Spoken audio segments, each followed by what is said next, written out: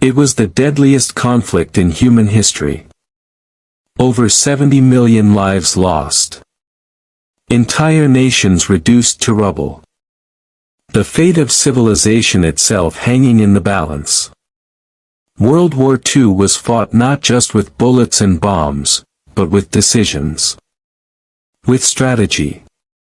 With willpower. And above all, with leadership. In the smoke and chaos of history's greatest war, a handful of men and women stood at the crossroads of destiny. Their choices, made under impossible pressure, shaped the world we live in today.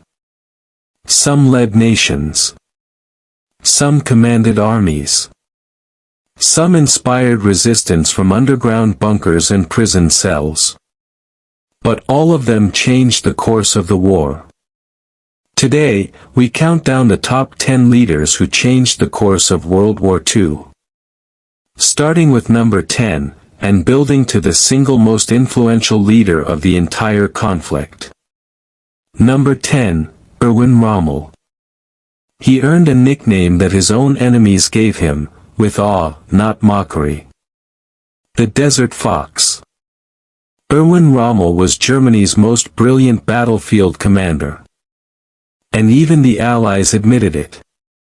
Born in 1891, Rommel showed an almost supernatural ability to read a battlefield in real time, to outmaneuver, outthink, and outpace his opponents before they even knew what had hit them. In 1941 and 1942, Rommel's Afrika Korps swept across North Africa like a desert storm. He captured Tobruk in just one day, a fortress the Allies thought was impregnable. He drove the British back toward Egypt, pushing toward the Suez Canal, the lifeline of the British Empire. Winston Churchill called Rommel's advance one of the most dangerous moments of the war. If Rommel had taken the Suez Canal, Allied supply lines would have been severed. The Middle East could have fallen. The war might have turned. But at El Alamein in October 1942, British General Bernard Montgomery finally stopped him. Rommel's supply lines had stretched too thin. His tanks were running on fumes. And for the first time, the Desert Fox was cornered. Rommel's impact, however, went beyond battlefield brilliance. He was one of the few German officers who openly defied the order to execute Jewish prisoners and Allied commandos, a rare act of moral resistance within the Nazi war machine. And in 1944, disillusioned with Hitler, Rommel was connected to the assassination plot of July 20. Hitler gave him a choice, a public trial, or a quiet death. Rommel chose the cyanide capsule, to protect his family. He was buried with full military honors. Even Germany's enemies mourned him. A warrior. A strategist. A tragic figure of a terrible war. Number 9, Georgy Zhukov. If Rommel was the artist of the battlefield, then Georgy Zhukov was the iron fist of the Soviet Union. No man on the Allied side commanded more troops, fought in more decisive battles, or paid a higher price in blood than Marshal Georgy Konstantinovich Zhukov. Born into poverty in a small Russian village in 1896, Zhukov rose through the ranks of the Red Army on sheer talent and ruthlessness. By the time Hitler invaded the Soviet Union in June 1941, Zhukov was already one of Stalin's most trusted, and most feared, generals. The German invasion, Operation Barbarossa, was the largest military assault in history. Within weeks, millions of Soviet soldiers were captured or killed. The German army was at the gates of Moscow. Stalin called Zhukov. And Zhukov delivered. In the Battle of Moscow in late 1941, Zhukov orchestrated a defensive miracle, holding the city through brutal winter conditions, then launching a stunning counterattack that pushed the Germans back for the first time in the war. Then came Stalingrad, the bloodiest battle in human history. It was Zhukov who designed Operation Uranus, the brilliant encirclement that trapped the entire German Sixth Army. Over 300,000 German soldiers surrounded. The turning point of the entire Eastern Front, and then Berlin. In April 1945, it was Zhukov who led the final assault on the Nazi capital, his forces racing against the Western Allies in a deadly sprint across Germany. On May 8, 1945, Zhukov accepted the German surrender. He was the most decorated military officer in Soviet history. 4 times Hero of the Soviet Union. The man who arguably did more than any single commander to destroy the Nazi war machine. Number 8, Charles de Gaulle. On June 18, 1940, France had fallen. Hitler's armies had swept through in just 6 weeks. The French government had surrendered. German soldiers marched down the Champs-Élysées. The swastika flew from the Eiffel Tower. It should have been over. France was finished. But then a voice crackled over BBC radio from London. It was Brigadier General Charles de Gaulle, a relatively unknown officer who had refused to accept defeat. He called on all free Frenchmen to continue fighting. To resist. To never surrender. Almost no one listened at first. He was sentenced to death in absentia by the Vichy French government. But de Gaulle kept going. He organized the Free French forces. He built alliances with Churchill and Roosevelt, often through sheer force of personality, because France had nothing left to offer except pride and defiance. De Gaulle coordinated the French resistance networks across occupied France. He organized hundreds of thousands of fighters who sabotaged German supply lines, rescued Allied pilots, and gathered intelligence that would prove critical on D-Day. And on August 25, 1944, as Allied forces liberated Paris, de Gaulle marched down the Champs-Élysées to a thunderous crowd, the symbol of France reborn. He had kept France alive, not just as a nation, but as an idea. A stubborn, defiant, extraordinary idea that some things are worth fighting for even when all hope seems lost. Number 7, Isoroku Yamamoto. He designed the most audacious surprise attack in military history, and he knew, even as he planned it, that it might ultimately destroy Japan. Admiral Isoroku Yamamoto was the commander-in-chief of Japan's combined fleet, a brilliant strategist who had studied at Harvard, served as a naval attaché in Washington, and understood America better than almost any Japanese leader of his time. That's what made him so dangerous. And so tragic. Yamamoto had warned Japan's leadership against going to war with the United States. He had seen American industry. He knew what America was capable of. But when Japan's government chose war, Yamamoto decided that if they were going to fight, they needed to strike fast, strike hard, and cripple the American Pacific Fleet before it could respond. December 7, 1941. 353 Japanese aircraft struck Pearl Harbor in a devastating surprise attack. 5 battleships sunk. 2,403 Americans killed. The U.S. Pacific Fleet crippled, or so it seemed. But 3 American aircraft carriers were out at sea that day. They survived. And Yamamoto knew exactly what that meant. 6 months later, at the Battle of Midway, Yamamoto's gamble collapsed. American codebreakers had cracked Japanese naval codes. The ambush became a trap. Japan lost 4 irreplaceable aircraft carriers in a single day.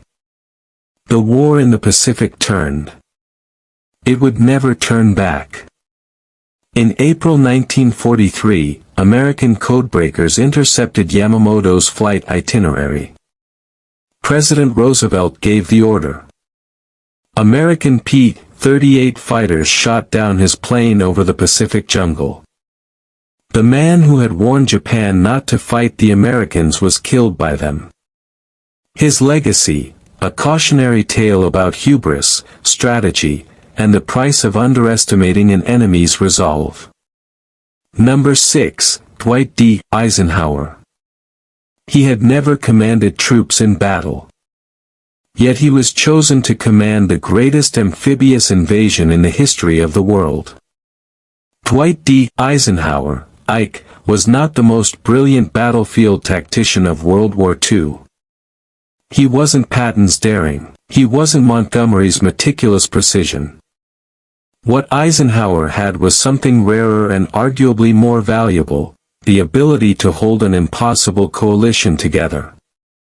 As Supreme Commander of Allied forces in Europe, Eisenhower had to manage the egos of generals like George Patton, Bernard Montgomery, and Charles de Gaulle, men who despised each other, competed constantly, and each believed they alone knew how to win the war.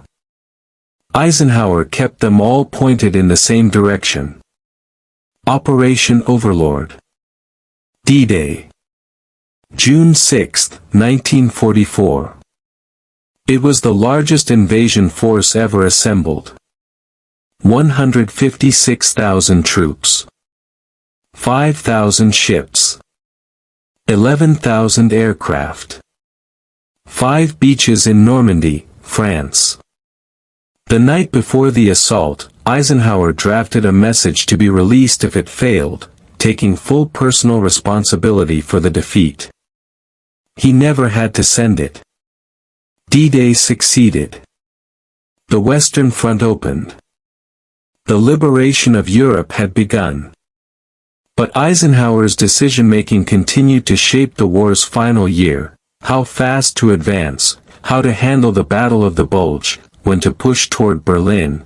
These choices determined not just victory, but what kind of post-war world would emerge. On May 7, 1945, Germany surrendered unconditionally. Eisenhower accepted the surrender documents. The man who had never fired a shot in battle had overseen the liberation of Western Europe. He would go on to become the 34th President of the United States. But his greatest achievement was right here. In a farmhouse in Reims, France. On the day the guns went silent. Number 5, Joseph Stalin. He was a monster. A mass murderer who killed more of his own people than the enemy did. He was also, by brutal military outcome, one of the most effective war leaders of the 20th century. Joseph Stalin. This is the most uncomfortable truth of World War II. The man most responsible for defeating Nazi Germany was himself a tyrant who murdered millions. But history demands we be honest. An honest history says, without Stalin's Soviet Union, Nazi Germany almost certainly wins. The numbers are staggering. 75 to 80% of all German military casualties in World War II were inflicted on the Eastern Front, by the Red Army. The Soviet Union lost an estimated 27 million people in the conflict. Stalin's leadership was paradoxical. His pre-war purges had gutted the Red Army's officer corps, executing or imprisoning the Soviet Union's best generals. When Hitler invaded in 1941, the Red Army was a shadow of what it should have been. And yet, Stalin rallied. He refused to flee Moscow when the Germans were at the gates. He gave speeches. He invoked Russian history and Russian sacrifice. He transformed the conflict from an ideological war into what he called the Great Patriotic War. He mobilized Soviet industry with terrifying efficiency, moving entire factory complexes east of the Ural Mountains, beyond German bombing range. Within months, Soviet factories were outproducing Germany in tanks, artillery, and aircraft. He made brutal decisions. When Soviet troops wavered, he issued Order 227, not one step back. Retreat without orders meant execution. Brutal. Unforgivable by peacetime standards. Militarily, effective. Stalin's armies absorbed the worst the Nazi war machine could deliver, and then broke it. At Stalingrad. At Kursk. At Leningrad. And finally, at Berlin. He saved his nation through terror, sacrifice, and industrial will. And in doing so, though he would never have admitted it, he also helped save the rest of the world from Nazi domination. The horror of what Stalin was does not erase what his sacrifice meant. It makes it more complicated. As history usually is. Number 4, Franklin D. Roosevelt. He came to the presidency in the depths of the Great Depression. He left it in the middle of the greatest war in human history. He never walked unaided again after the age of 39. Franklin Delano Roosevelt led the United States through 12 of the most consequential years in American history, and he did it from a wheelchair, hidden from public view, in an era when showing weakness could end a political career. FDR's World War II legacy is vast and multifaceted. Before America officially entered the war, Roosevelt found creative ways to support Britain. The Lend-Lease Act of 1941 sent billions of dollars of equipment, food, and weapons to Britain and the Soviet Union, keeping them alive when they might otherwise have collapsed. Churchill called Lend-Lease the most unsorted act in the history of any nation. After Pearl Harbor, Roosevelt transformed the American economy into the arsenal of democracy, the most extraordinary industrial mobilization in history. American factories that had been making cars were making tanks. Women entered the workforce by the millions. By 1944, America was producing more war material than all the Axis powers combined. Roosevelt also made the defining strategic choices that shaped the war's direction. He agreed with Churchill to pursue a Europe-first strategy, prioritizing the defeat of Germany before Japan, even after Pearl Harbor. It was a politically risky decision that proved strategically correct. He forged the Grand Alliance, the extraordinary partnership between the United States, Britain, and the Soviet Union. Three powers with incompatible ideologies, held together by Roosevelt's diplomatic skill and personal charm. He approved the Manhattan Project. He made the decision that would ultimately lead to the atomic bomb, though he never lived to see it used. On April 12, 1945, less than 4 weeks before Germany's surrender, Franklin Roosevelt died of a cerebral hemorrhage in Warm Springs, Georgia. He had led America from isolation to the edge of victory. He did not live to see the finish line. But the world he helped shape was already taking form. The United Nations. The post-war international order. The Marshall Plan that would follow. Roosevelt did not just win a war. He designed the peace. Number 3, Adolf Hitler.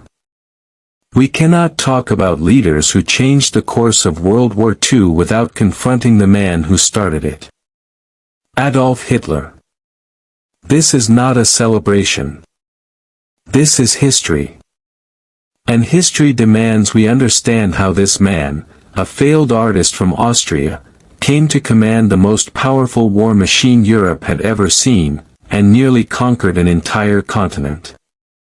Hitler's early successes were real and militarily stunning.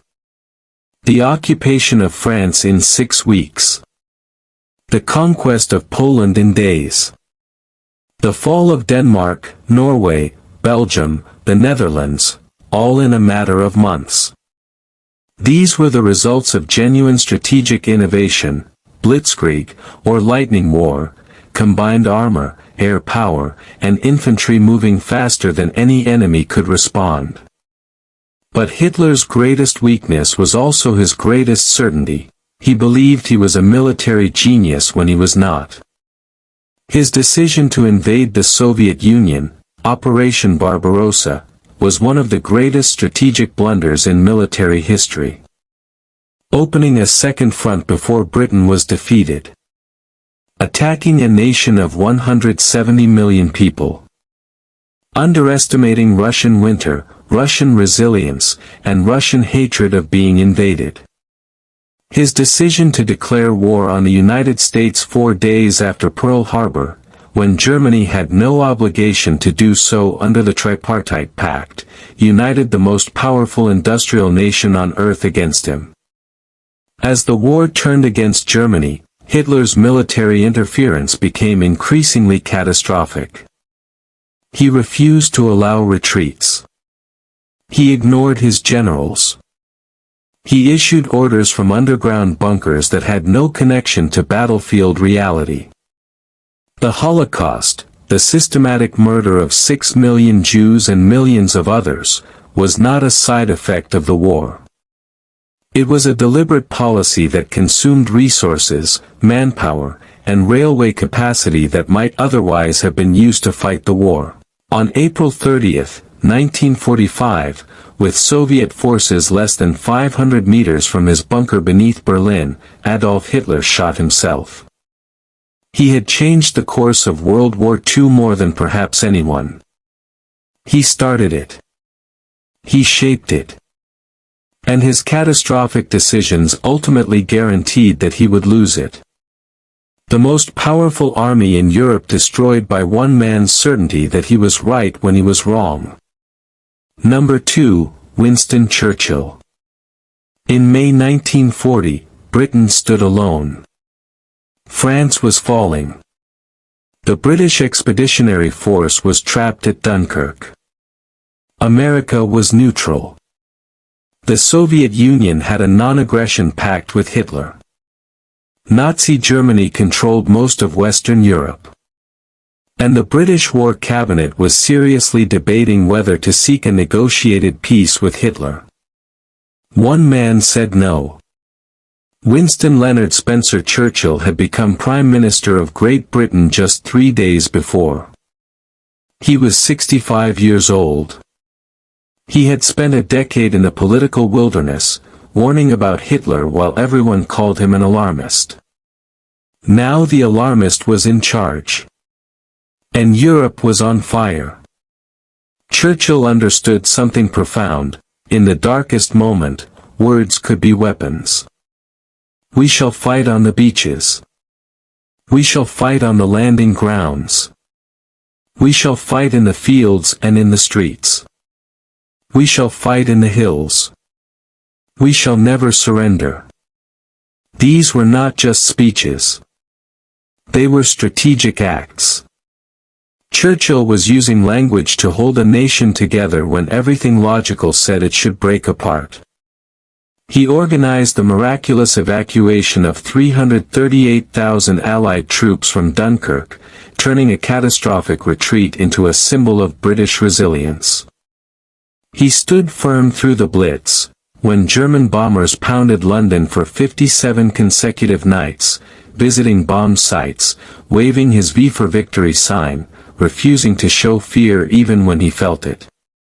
He cultivated the relationship with Roosevelt, the phone calls, the letters, the meetings, that eventually brought America into the war. He flew to Moscow to manage the impossible partnership with Stalin. He attended the conferences at Casablanca, Tehran, and Yalta, shaping Allied strategy at the highest level. Churchill was not a perfect man.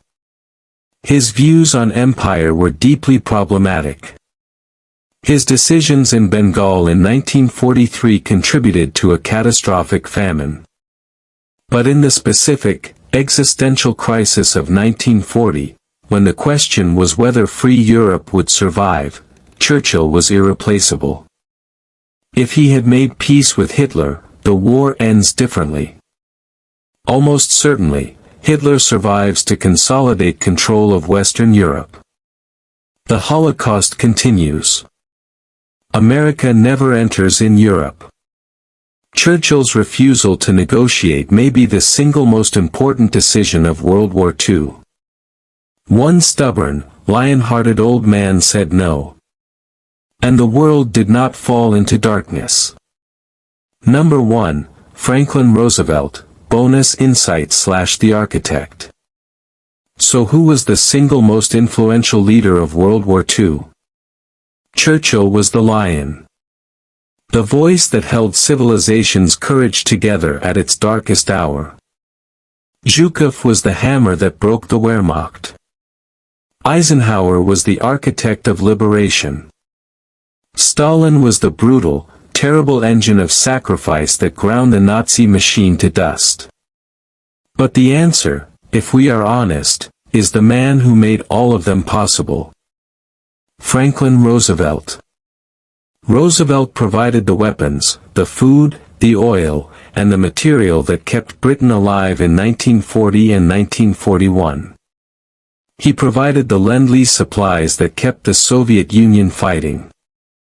He mobilized the most productive economy in human history into a war machine that no Axis power could match. He did it while paralyzed from the waist down. He did it while managing a fractious democratic government. He did it while keeping a global coalition of wildly incompatible allies pointed toward a common goal. Churchill himself said, "No government would have treated me so generously as President Roosevelt treated me." Without Roosevelt's arsenal, Churchill fights alone and eventually falls. Without Roosevelt's war material, Stalin's factories cannot produce enough. Without Roosevelt's strategic vision, there is no D-Day. World War II was won by many men and women. By soldiers who stormed beaches. By resistance fighters in dark basements. By factory workers on the night shift. By codebreakers at Bletchley Park. By pilots in the frozen sky. But if one leader stands above all others, it is the man in the wheelchair who refused to let freedom die. 10 leaders. 10 stories. 10 ways that individual human beings, with all their flaws, their brilliance, their cruelty, and their courage, shaped the most consequential war in human history. World War II did not have to end the way it did. At every turn, the outcome was in doubt. One different decision, at Dunkirk, at Moscow, at Midway, at Stalingrad, and the map of the world might look completely different today. That is the terrifying and humbling lesson of history: individuals matter. Leaders matter. The choices that one person makes, under pressure, under fire, in the middle of the night, can echo for generations. We study these leaders not to glorify war. We study them to understand how the world we live in was made. And to remember, always, the price that was paid. Thank you for watching. If this video moved you, share it. Leave a comment about which leader you think deserves the #1 spot. And subscribe for more deep dives into the history that made our world. We'll see you in the next one.